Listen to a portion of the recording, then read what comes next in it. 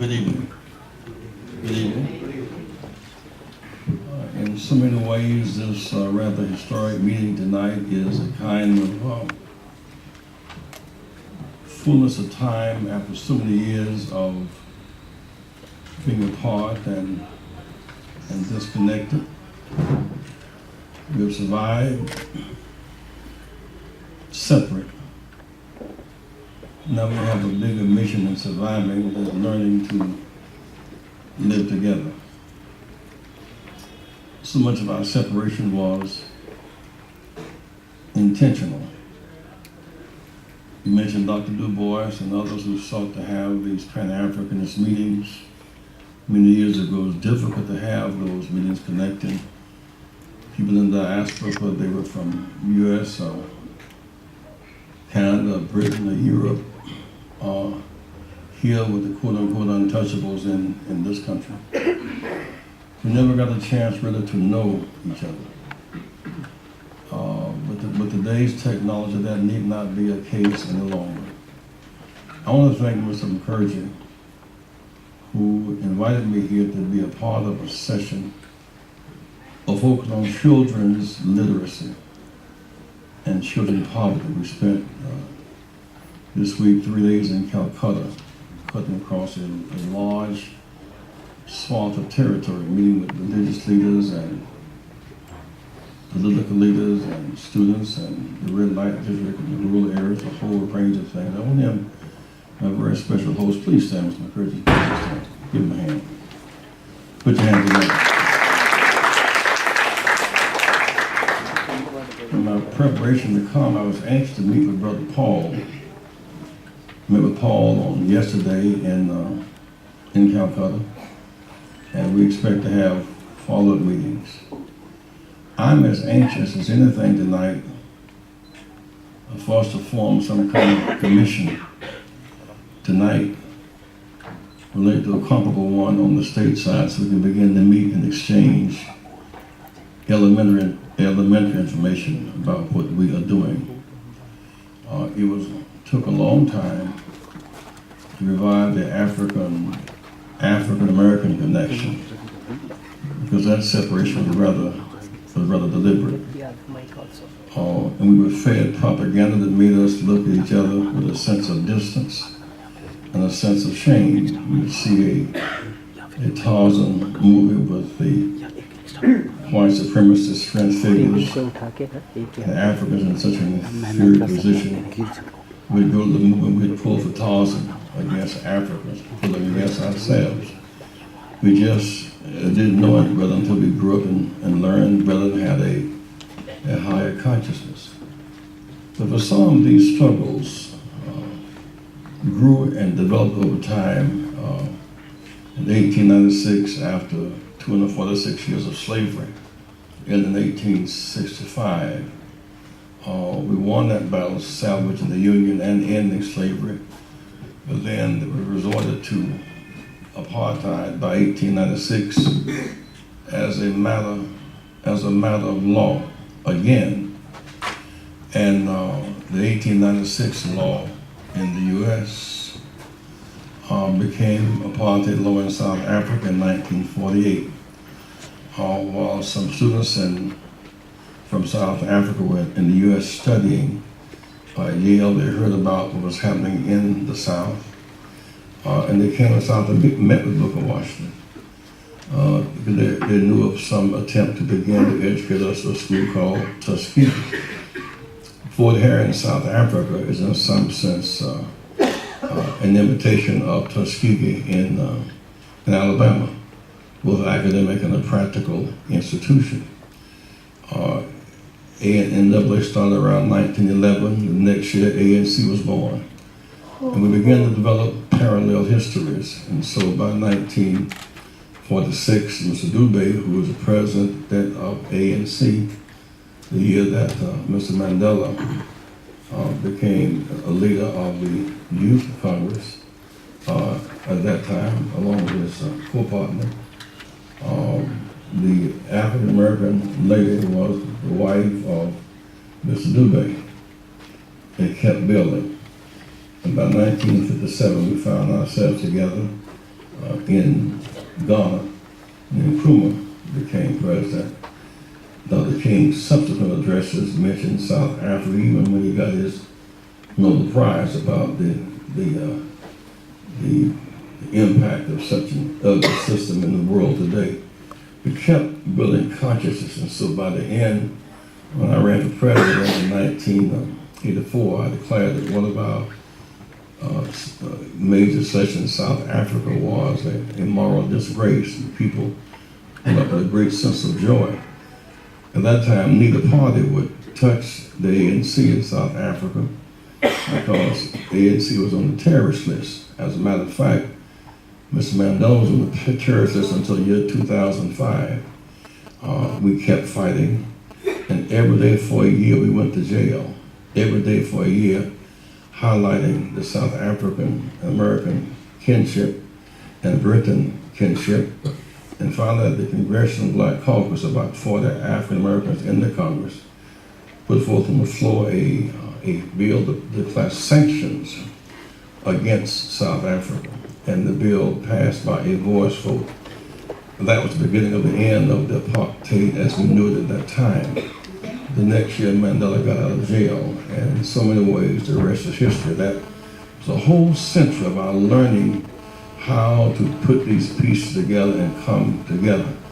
As late as 1990, the U.S. administration was considered that Iran and South Africa were vital to their national security interests. They would never give up their trade route, and blacks would never control the trade route where Indian and Atlantic Oceans come together. Just learning how, in the meantime, we're learning precious little about our family in South America. There are, in fact, more Africans in South America, south of Texas, than there are in North America. African Latinos, African Mexicans, African Brazilians, more than half of Brazilian. Brazil is African. African Cubans, African Caribbeans, African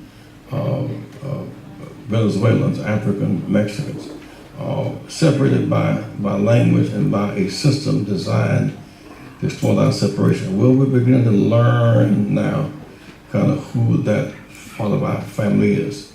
Well, we didn't have much of this. Is a long way. I left Chicago the other night, got here in 14 hours. It's a long way and no real ability to connect. And then as we got deeper into it,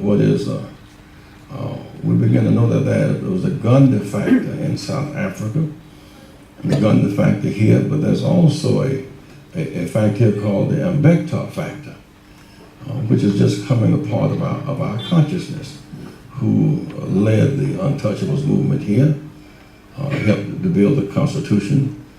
But that's not a part of our everyday conversation, or the role of Natasha Bose. We get Gandhi and sacrifice and march for the sea, but not so much about the military wing of the Indian liberation struggle. We get Mr. Mandela, many of them in his elder years, but we don't see him as leading the military wing of ANC in that struggle. And so now you begin to pick into your language, ambassador, you have in exile, you have the African leadership, and you have African leadership in the jail, but you have Mandela on the outside fighting. I'm saying all that to say that hooking up Dr. King and Mandela, hooking up Mbekta, hooking up Natasha Bose, it's taken some time. So in many ways, this meeting tonight is a kind of on-time meeting, and we got to move fast and make up for lost time. We went through several stages of our struggle, and you should kind of put this down. First of all, we were in slavery for 246 years. We were in slavery longer than we have been free in slavery. And we didn't call it that, but we were the untouchables. Our humanity was untouchable. We were considered to be three-fifths of a human being by a constitution. Supreme Court ruled that blacks had no right, whites were bound to respect. After that 246 was over, income legal segregation. I was arrested in 1960 trying to use a public library. We couldn't go to the public library. We were untouchable. We couldn't use the same toilet. We couldn't drink water from the same fountain. We couldn't sit in public parks. Black soldiers had to sit behind knots of POWs on American military bases. We were untouchable. We couldn't drive the buses. The bus that the rest of the Rosa Parks, we couldn't drive on those buses. We couldn't touch those jobs. We could not be a part of the bank lending process. And so in the end, we finally used the Constitution. And that's an issue we'll get to, but a group of African American lawyers who were minorities but had majority vision. Say minorities. Say minorities. With majority vision. Say minorities with majority vision. Your vision can be bigger than your situation. And sometimes it may fall a lot of the minority to save the majority. If the house is on fire, saving your room is not enough. If the house is on fire, and if it falls your lot to save the whole house just to save your room, then thank be to God for big vision. Moses was a minority with a majority vision. Mandela, in the political sense, was a minority with a majority vision. Dr. King was a minority with a majority vision. And in many ways, when I think about the role of Ambecta, you are a minority with a majority vision. But this term, some people, I'm not going to fight for segregation, I'm against apartheid. The difference between segregation and apartheid is the same thing. That's like wanting an egg with an omelet without an egg. Say amen. I mean, my point, we're even learning language. I mean, for a long time, there's something in India they call untouchables. And when they walk down the street, they get to get off the street and let the other people come by. We've been through the same phase. It's just a different language. Segregation. When I went to South Africa in 1979, they had to have pass books down after 10 o'clock at night. They couldn't go to the movie. They couldn't vote. They were in the margins. You're really talking about this issue of marginalization and how does one overcome it and fight marginalization. Well, in these latest few years, here's India. You've overcome the external occupation of Britain. America overcome the external occupation of Britain. And then we then had to fight the internal occupation of America that fought against occupation from Britain. And once we got free, we found ourselves today we're free but not equal. India is number one in high tech, number one in billionaires, number one in poverty in the world, number two in auto production, and still is not addressed in a meaningful way the issue of the so-called people who cannot be touched. And so that struggle continues, but at least you have a frame of reference. We have, in America, the Constitution gives us a frame of reference, and we've used it to the max. Next week, I go back to the States. We'll be going across the Independence Bridge for the 49th time. We just had the right to vote since 1965. But we speak of how old the American democracy is just 49 years old. It's just 49. You say you can't, slavery and democracy couldn't be reconciled. That was slaveocracy, that wasn't democracy. And then you had segregation. We couldn't vote, only whites could vote. That was whiteocracy. We've had democracy since 1965, and everybody could vote. Blacks could vote in 1965. But guess what?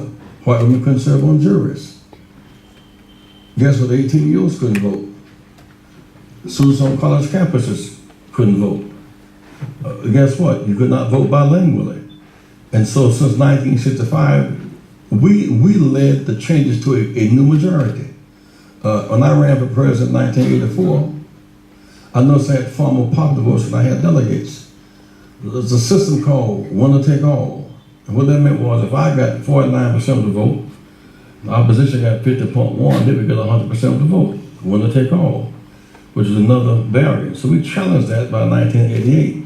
This proportion, so if I get 49%, I get that percentage of delegates.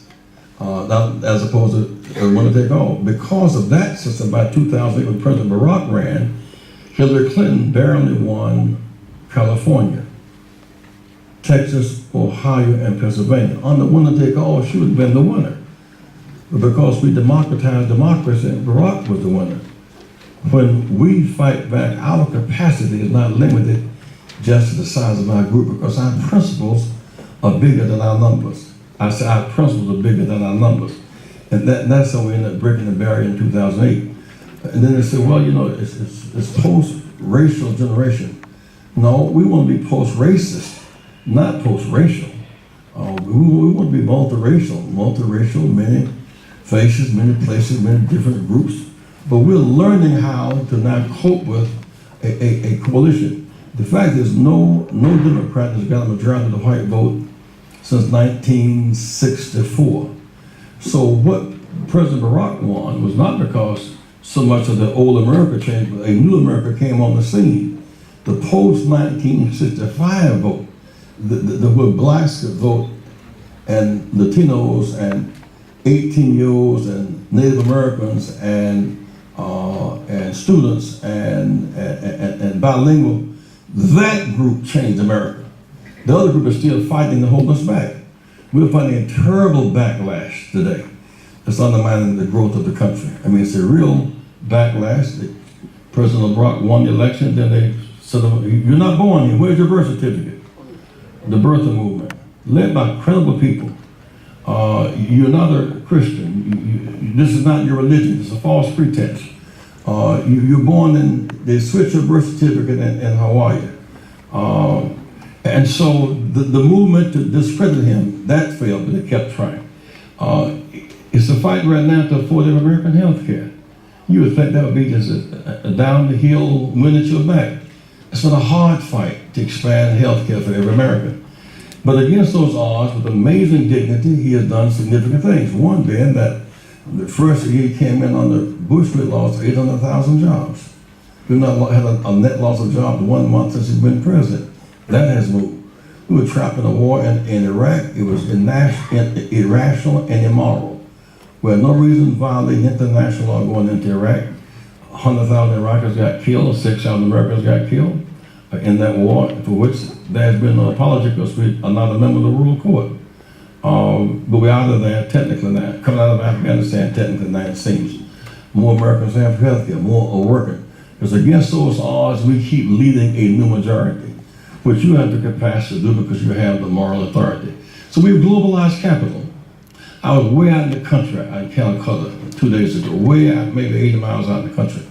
And I saw kids on bicycles talking on their cell phones, which means that they can be in the middle of nowhere and on an iPod in real time be talking to the whole world. That's different than yesteryear. I mean, Dr. King never saw a cell phone. Malcolm never saw a cell phone, not to mention an iPod. And so here we are tonight because we're getting closer and closer every day. And I want to use this night. This is an historic night.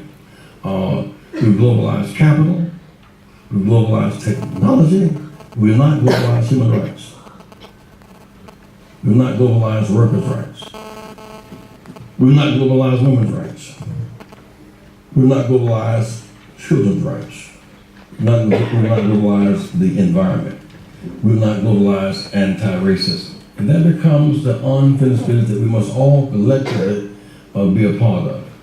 I'm also want to make this case that whatever burdens you're bearing, don't internalize it. So many people sometimes get overcome with the nature of our crisis and they internalize racism. They internalize fear. And as opposed to resisting, they resent and become angry, but they do not resist and keep fighting. You must have a capacity that's bigger than your situation. Just because you're in a room full of fire, you're not to swallow the smoke. We have something that we've got free externally from Britain, but internally, we're still facing less jobs. Am I right about that? Yeah. Less jobs, less contracts, less education, less health care, less life expectancy. But that's a job that you need not fight alone. I would say, lastly, this issue about the untouchable. It strikes me that Jesus wasn't untouchable, you know. The night he was born, they put out a death warrant to kill all the firstborn babies. And Herod made that. He was majority, representing the minority. And no religious leaders fought back to save those babies from dying. Could have been a silent night, holy night, because too much genocide was taking place that night. He was born a minority. He was born a Jew of that religious lineage. He was born under a death warrant. He was born having to run to Egypt as a refugee with his life in his hand. And yet, from that minority status, from that marginalization, he overcame his untouchableness and began to mobilize the untouchables into a new mass movement. That's really what he did. He never did join the big temple crowd. They turned on him, the Sanhedrin. He never did join the Roman government. He kept fighting for those untouchables who were in the margins. And the last night of his life, he stayed in the quarantine shelter of Simon the leper. Simon was untouchable. He had a disease. He broke out in sores. But nobody wanted to touch him. The last night he had the choice to stay wherever he chose to stay that night in the quarantine camp with Simon. And Simon says we must choose each other. No matter what scars or keloids we have on each other, that they put scars on us, and we look at each other kind of outside of our eye because we don't know each other. But we learn it. Say, but we learn it. Say, but we learn it. But we learn it. And that's why a kind of commission should come out of this, where we get some scholars on both sides, some scholar activists, and begin who is Ambektar? Well, we don't know. We just don't know. Who is Natasha? We don't know. Who is Gandhi, the nonviolent guy? You know, who did great things, and people take pilgrimages here to see him, and he did a great work, there's no doubt about that. But we know about Mother Teresa, but not about Natasha. We know about Mother Teresa, but not about Ambektar. We're going to learn, because we can come together now. We can literally have a meeting right now with on live TV screens talking to each other across the water. That was not true 10 years ago, but it's true tonight. And I would say, lastly, is that in these struggles, don't be a short distance runner. Don't let them break your spirit. Don't turn on each other, and never stop fighting back. And we're going to find out that we have the capacity to change the whole world. No one would have thought when I first ran for president that even African American would be president of the United States. But we had superior candidates. And what we fight for now is the reason why you get to fight for the Constitution. We fight for equal protection under the law. Why do we do so well in football? I think we call it soccer here. Why do we do so well against all? Why do you have untouchables on that team? Why do we do so well? Repeat, say whenever. Repeat, whenever. The playing field. Whenever. The playing field is even. You can't inherit yards. You don't lose yards because you're untouchable. You don't gain yards because you think you're superior. Whenever the playing field is even and the rules are public and the goals are clear and the referees are fair and the score is transparent, we can win. And so we fight for an even playing field. We fight for an even playing field. And the scripture suggests that this fight is not just about piety. It's about justice. It's not about piety. The writer says this fight is not about flesh and blood. It's not about the pious things. It's about powers and principalities and wickedness in high places. You fight these wicked systems in high places, and you win sometime, you lose sometime, but you're judged not by the home run you hit in one inning, or the drop ball in another, but by the box score. In the box score, we're winning. We're better off than we were. We're going to get better off still. We're not going to give up. We're not going to surrender. And when we fight up, we stand up and fight back, we win. The writer says, when you've done your best, you just stand. Just stand. Why do I keep getting back up? Because I know that there's nothing too hard for God.